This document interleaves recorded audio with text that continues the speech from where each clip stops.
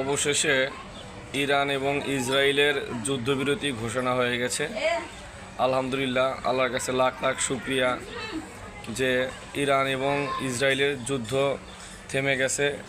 এখন আমরা আশা করব অবশ্যই সারা বিশ্বের অর্থনৈতিক চাঙ্গা হয়ে যাবে। পাশাপাশি ইরান যে দেখিয়ে দিল যুদ্ধবিরতির আগ পর্যন্ত সারা বিশ্বকে যে ইরান আর দুর্বল নয়, ইরান একাই 100। ইরান একাই কিন্তু যুদ্ধ করেছে সেই ইসরায়েলের সাথে, যার পাশে কেউ ছিল না। ইসরায়েলের সাথে ছিল ডোনাল্ড ট্রাম্প, যুক্তরাষ্ট্র।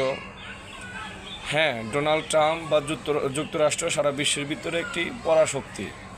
সেই রাষ্ট্র ইসরায়েলের সাথে ছিল, আর ইরানের সাথে কেউ ছিল না। ইরান একাই যে যুদ্ধটা করেছে, এতে আসলে অবিশ্বাস্য। ইরান যে এভাবে যুদ্ধ করে টিকে থাকবে সেটা অকল্পনীয় ছিল।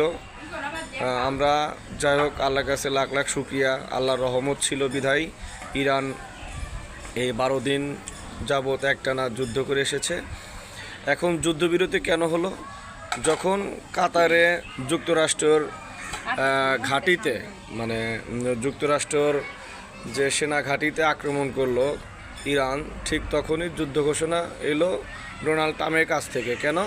ডোনাল্ড ট্রাম্প আর পারছে না, তারা অপমানিত হচ্ছে যে তাদের উপর আক্রমণ করছে এখন ইরান। সেই জন্য হয়তো বা যুদ্ধবিরতি ইরানকে প্রস্তাব দিয়েছিল। প্রথমে ইরান নাকচ করেছিল, পরে চীনের সাথে ট্রাম্প কথা বলে মধ্যস্থ হয়ে যুদ্ধবিরতিতে আসে। যাই হোক, অনেক ক্ষয়ক্ষতি হয়েছে দুই দেশেরই, সারা বিশ্বেরও অর্থনৈতিক মন্দা হয়েছে। তো আমরা আশা করব, যেহেতু যুদ্ধ